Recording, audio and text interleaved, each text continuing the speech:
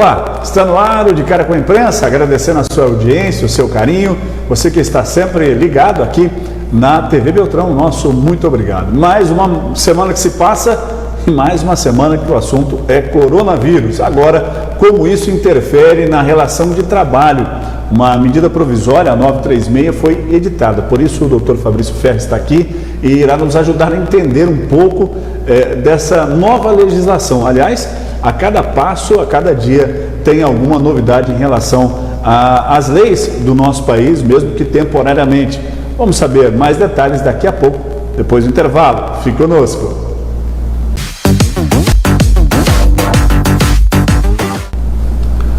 Já estamos de volta, obrigado pela sua audiência. Estamos aqui com o Dr. Fabrício Ferri, que é advogado, está atuando na área trabalhista e algumas novidades estão surgindo. Aliás, algumas é modo de dizer, porque todo dia tem novidade em relação à legislação, não é isso, doutor? Seja bem-vindo. Obrigado, Rafael. Obrigado pelo convite aqui. É bom tentar explanar um pouco, tentar entender um pouco todas essas alterações recentes aí, devido à nossa crise da pandemia, que é global, mas que tem grandes impactos, especialmente para a nossa economia, que já estava num momento frágil. Em regra, não é tão fácil a legislação trabalhista, porque sempre há uma novidade aqui e ali, e desde a reforma, várias novidades foram implantadas. Porém, mais recentemente, por conta dessa situação atípica que a gente vem enfrentando, e as empresas com uma extrema dificuldade, aí a gente entende também o lado do empregador, que por vezes tem a sua empresa fechada por determinação do governo do estado, do município, ou mesmo da União. Acho que a União não determinou nenhum fechamento, porém os governos estaduais e os municipais sim.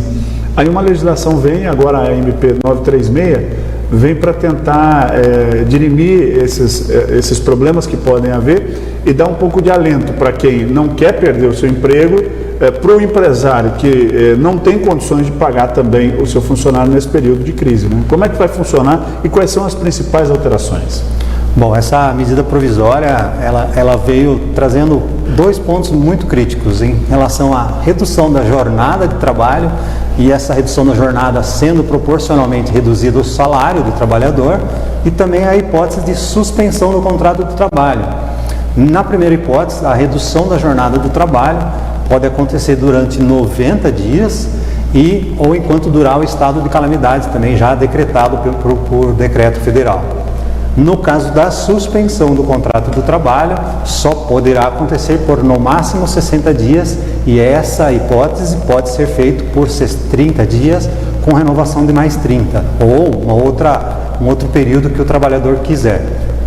O decreto de calamidade pública feito pelo governo federal dá condições, ou seja, dá a base para desenvolver essa legislação, e muita gente fica se perguntando assim, mas poxa vida, eu vou estar desempregado, eu vou para o seguro-desemprego, vai diminuir a minha carga de trabalho, ou seja, eu trabalhava 8 horas, agora vou trabalhar 4, vou trabalhar dia sim, dia não, poxa, como é que isso vai ser? O meu salário vai cair pela metade, o INSS é que vai pagar? Como é que vai ser isso, doutor? No caso da redução da jornada de trabalho, que vai acabar reduzindo a questão do salário também, que é proporcional, são 3 as hipóteses que a legislação, que a medida provisória prevê: 25%, 50% ou 70%. A jornada, em tese, por exemplo, como você citou, pode ser feita por carga horária ou em relação a um período integral. Trabalhava 15 dias, trabalhava 30, vai trabalhar 15, ou vice-versa, como você deu de exemplo, trabalhava 8 e vai trabalhar apenas 4. Essa proporção é acordo entre o empregado e o empregador. Fica a critério dos dois. Para a empresa que está fechada, por determinação do município ou do estado, por exemplo, em que o funcionário não precisa comparecer à empresa, qual é a medida que pode ser adotada? Vamos criar essa hipótese concreta aqui, um caso que possa ser real. Eu tenho uma loja e a loja está fechada, né? Seja de qual ramo for, porque há um decreto municipal dizendo isso. Sim. Como é que fica essa relação com o trabalhador? Eu preciso pagar, eu posso dar férias, eu posso dar licença, eu me enquadro nessa coisa de diminuir o horário de trabalho? Como é que é isso? Sim, se o estabelecimento já está fechado, é necessário formular um acordo nas novas regras para participar do programa e ter acesso a uma coparticipação que o Estado vai dar. O Estado está dando um suporte a proporção salarial vai ser de acordo com a redução da jornada que foi definida. Vamos citar um exemplo de um trabalhador que ganha R$2.000 e reduzem a jornada em 50%, ou de 8 para 4, ou de 30 dias para 15. Nesse exemplo, por exemplo, o empregador vai pagar R$1.000 e o Estado vai pagar 50% do valor da parcela que teria direito ao seguro-desemprego. Nesse caso, salvo engano, é 1.300 e pouco, o que daria 800 e pouco de parcela do seguro-desemprego, e o trabalhador então vai receber 1.800 e pouquinho, vai ter uma redução aproximada de 16%.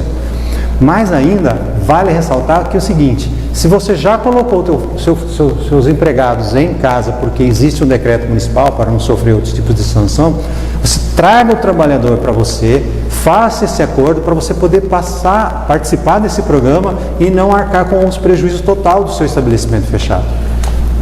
Os encargos, como é que fica nesse caso? Né? Vai reduz também o encargo? Eu estou isento de encargo nesse período? Há uma prorrogação? Eu posso pagar como o FGTS, por exemplo, mais para frente? Tem alguma legislação falando sobre isso? Sim, a MP 927 prevê o diferimento do pagamento, por exemplo, do FGTS. Você só vai pagar as parcelas de abril, maio e junho lá no mês de julho ou quando terminar o estado de calamidade, caso não aconteça nenhuma prorrogação. Em relação ao PIS, COFINS, também existe uma portaria que saiu na data de ontem, que também vai postergar o pagamento desses tributos lá para o mês de julho. Aqueles que vencem até o 15º dia útil vão vencer no 15º dia útil de julho, e os que venciam até o 10º dia útil vencem até o 10º dia útil de julho, por exemplo, para as competências de abril, maio e junho. Exato. Esses 3 meses. Então, abril, maio e junho fica prorrogado para julho. Aquelas contribuições que seriam no 10º dia útil, 10º dia útil de julho, até o 15º dia útil, 15º dia útil de julho. Correto. Isso é compulsório ou é facultativo? É facultativo. O sistema já vai adotar esse sistema já para que os empregadores não tenham prejuízo. Porque eventualmente tem alguma empresa, tem algum empresário que tem um certo fluxo que de possa caixa, realizar o pagamento. que tem o caixa tranquilo agora, que são poucos, é verdade, sim, mas existe. Ou que de repente quer apertar agora, mesmo que não tenha a receita, não tenha a entrada do dinheiro, mas tem uma reserva que ele prefere queimar para não deixar acumular, porque de repente 2 meses fica mais pesado, né? Aí você vai chegar lá em julho e pagar os 3 meses ao mesmo tempo. Exatamente. Eu acredito que, apesar de não estar totalmente regulamentado, que mesmo que aconteça o acúmulo dessas 3 competências, o governo ainda vai permitir o parcelamento, como no caso do FGTS, que já está explícito na MP 927, do pagamento em até 6 parcelas. Então você não vai acumular os 3 meses e realizar o pagamento na mesma data. Agora, em relação à questão da suspensão do contrato de trabalho, tem muita gente que está com medo disso. O empregador está com medo por, de repente, alguma demanda jurídica trabalhista no futuro. O empregado está, obviamente, com medo de perder o emprego. Poxa vida, é o sustento da minha família, a minha segurança é o alimento. Como é que fica essa relação? Quando é que pode ser feito esse acordo de suspensão de contrato de trabalho? Como pode ser feito? Bom, a suspensão do contrato de trabalho, como você disse, é um tema muito mais complexo do que a própria redução do salário, que a pessoa sabe que o contrato de trabalho vai ser mantido. A suspensão do contrato de trabalho, vale lembrar já também como a redução do salário, os dois vão estar amparados com uma estabilidade. Se suspender o contrato pelos 60 dias, que é o prazo que a MP permite, você vai ter uma estabilidade de mais 60 dias de emprego. A suspensão do contrato de trabalho também vai ter uma ajuda compensatória pelo empregador, que não vai ter natureza salarial, e também vai ter uma composição parcial do governo, paga também com limite, com o patamar da parcela do seguro-desemprego que o trabalhador teria direito. Por exemplo, nós até conversamos antes do início da gravação aqui, um salário bem alto, R$10.000, vai ter uma redução de 50% do salário, no caso da redução de jornada, e aí ele vai fazer o cálculo sobre a proporção do seguro-desemprego, ele vai estar com um salário, uma remuneração em torno de R$5.000. No caso da suspensão do pagamento, vamos supor, mesmo o exemplo dos R$10.000, o trabalhador vai receber 30% de ajuda compensatória, que é obrigatório para aquelas empresas que estão com uma faixa de faturamento superior a 4,8 milhões no ano de 2019, Ou seja, ele vai receber 3 mil e aquela diferença dos 70% da parcela do seguro-desemprego vai aproximar em torno de 50% da remuneração dele. Nesse caso, da suspensão do contrato de trabalho é muito prejudicial. Mas, lembro, Rafael, que infelizmente o nosso nível salarial, assim, sem números exatos, da maioria, pelo menos, da maioria, a pessoa vai estar sempre com uma composição ali próximo de 70, 80 porque e até alguns casos... A maioria dos salários está entre um salário e meio e 2 salários mínimos, né? Então, uns 3 salários acho que chega. Entre 1.500, 2.000, 2.500 reais, né? Quem está nessa faixa aí vai estar sempre ali entre 75, 80, 90, até 100%, como é o caso especialmente dos trabalhadores que estão ali no pouco mais de um salário mínimo ou um pouquinho acima, 1.500 no máximo, vão ter uma composição aí, uma recomposição salarial. 3 partes importantes: o governo está ajudando, o empregador tem que ajudar e o trabalhador tem que ajudar para evitar aí uma grande demissão em massa. Pois é importante que se diga isso. As medidas são justamente pela manutenção dos empregos, isso é fundamental para evitar uma demissão em massa, o que seria catastrófico para a nossa economia. A roda já está girando devagar, seria o suficiente para parar de rodar, e aí é um problema sério. Estabilidade. Após toda essa questão, suspensão de contrato, pode mandar embora, não pode mandar embora, tem prazo para que isso possa acontecer. Poxa, eu vou suspender agora, fico 60 dias nessa suspensão, depois eu vou voltar a trabalhar, e se a empresa formal, ela pode me demitir? Eu quero que você responda já depois do intervalo. A gente faz uma pausa, vamos tomar uma água, e na volta a gente vai falar aqui justamente sobre esse assunto, estabilidade. Você pode ser mandado embora ou não pode ser mandado embora? Daqui a pouco, depois do intervalo.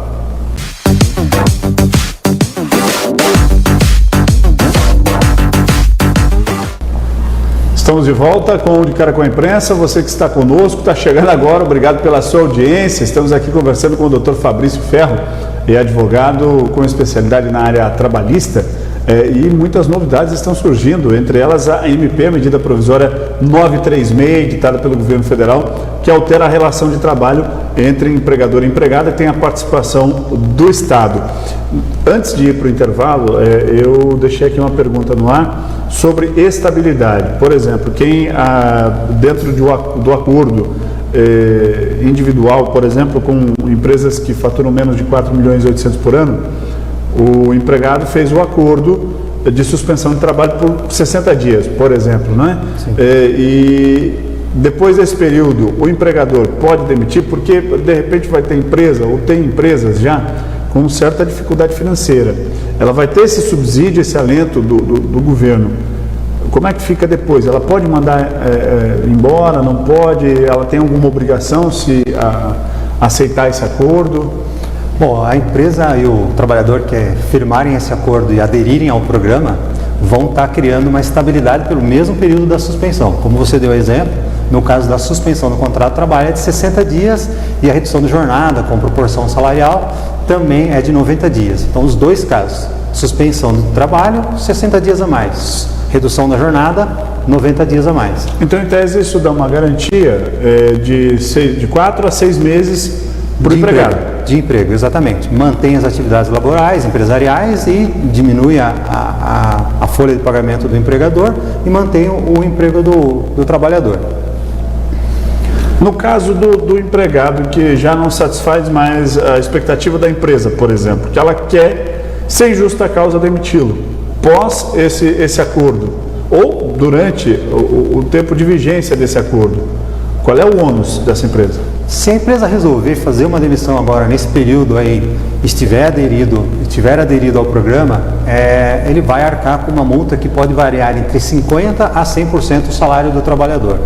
Essa multa é aplicável imediatamente e todas as outras verbas rescisórias vão ser pagas sem exclusão de nenhuma. Nos casos... Como já é habitual. Já é proporcional habitual. de 13º, Sim, proporcional de férias, multa de FGTS, toda aquela questão trabalhista que todo mundo, ou boa parte dos empregados, ou melhor, dos empresários já conhece. Já conhece.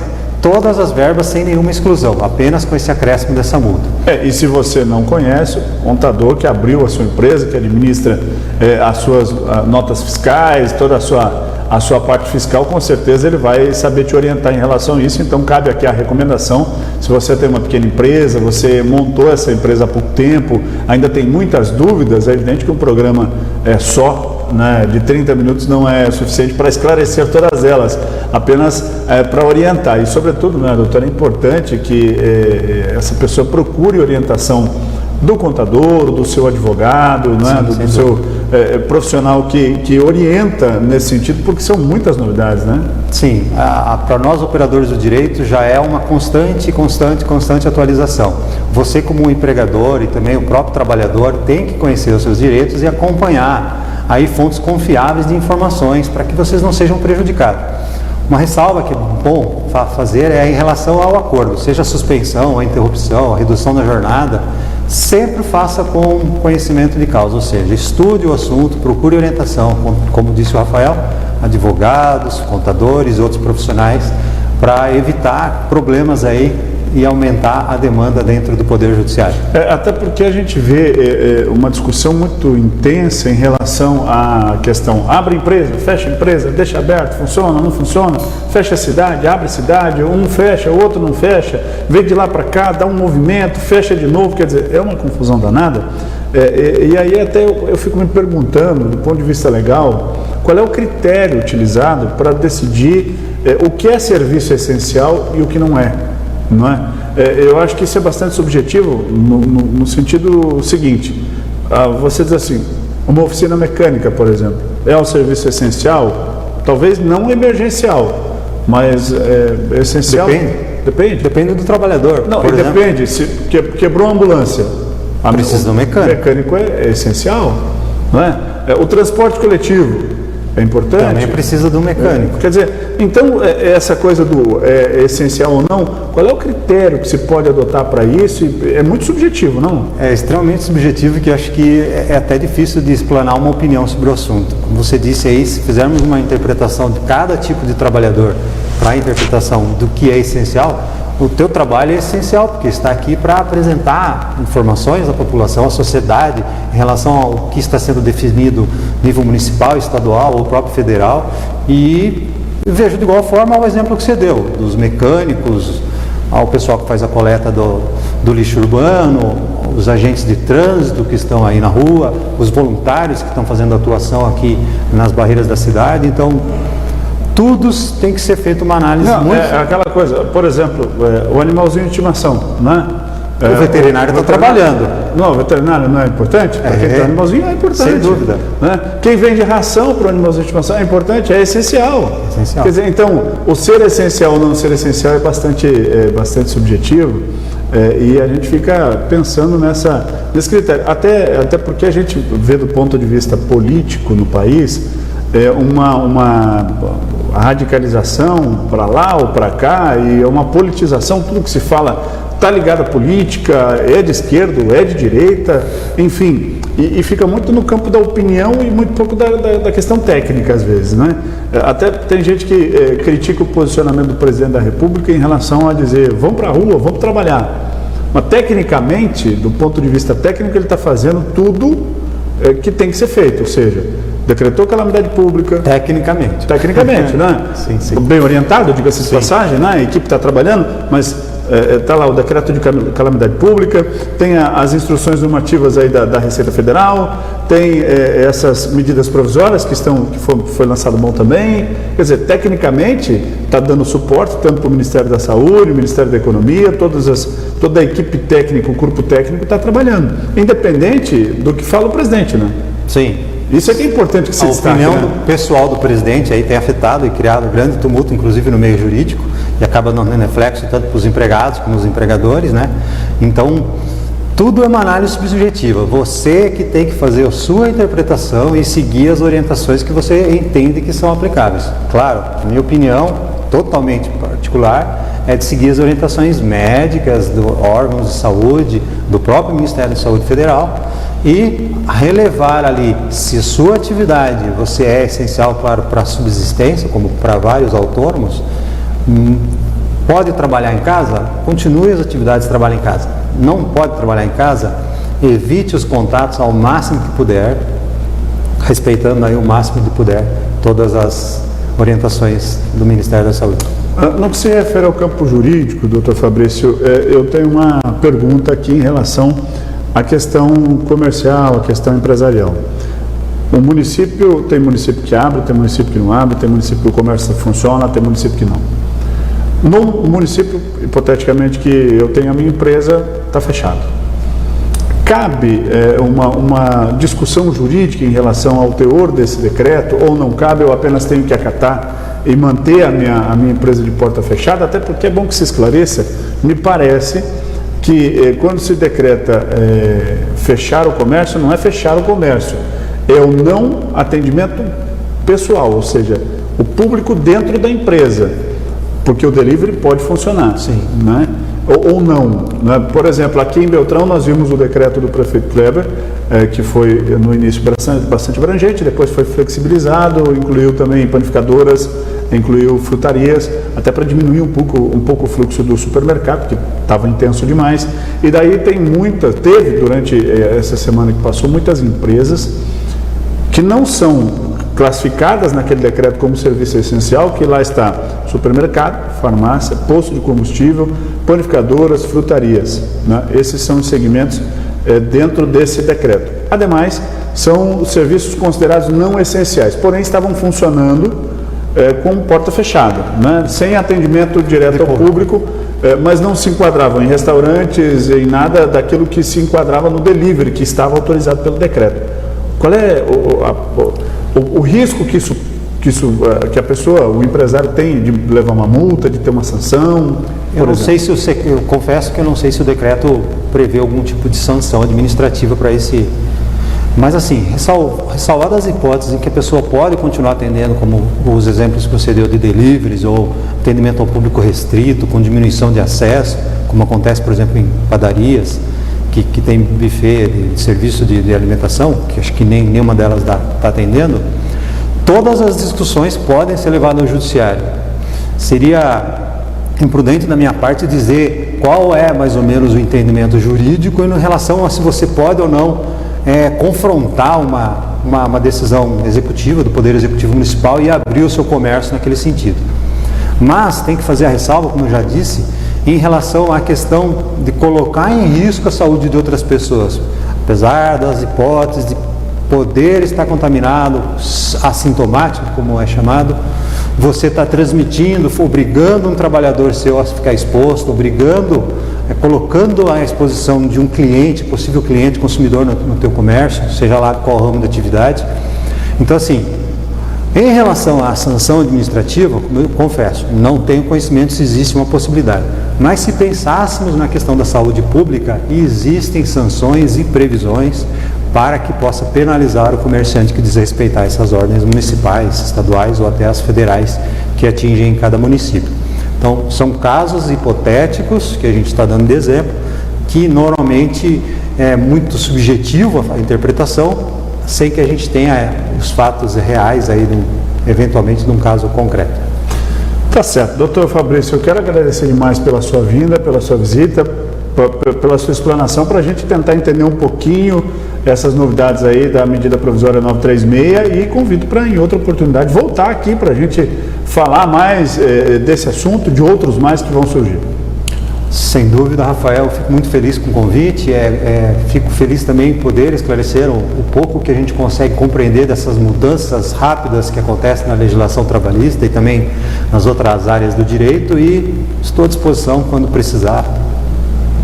Tá certo. Muito obrigado ao doutor Fabrício, muito obrigado a você pela audiência aqui no nosso De Cara com a Imprensa. Está aqui a nossa contribuição à nossa comunidade com alguns esclarecimentos que são possíveis nesse momento, porque são muitas novidades. Aqui a gente também está empunhando a bandeira em defesa do nosso empresariado, dos investidores, empreendedores aqui de Francisco Beltrão e da nossa região que não tiveram a possibilidade de trabalhar, que estão com um prejuízo acumulado bastante grande. A gente se solidariza com você, empresário, que nesse momento está sofrendo também, assim como todos nós, né? Uns por falta de dinheiro, outros por tristeza mesmo em ver essa situação como está e a gente não podendo trabalhar. Algumas pessoas apelando até ao presidente da República para que se possa trabalhar, e a gente fica na torcida que a gente volte o mais rápido possível à nossa normalidade, trabalhando ou não trabalhando, que a gente possa voltar à nossa sanidade mental, né, absoluta, que a gente possa voltar a ter tranquilidade, que a gente possa estar aí cuidando da nossa família, sem preocupações, sem ficar pensando como será o amanhã, tá certo? Um grande abraço para você, muito obrigado pela sua audiência, nós estamos desejando a você uma ótima semana e, claro, convidando para na próxima semana estar conosco novamente em mais uma edição aqui do De Cara com a Imprensa. Um grande abraço, até semana que vem.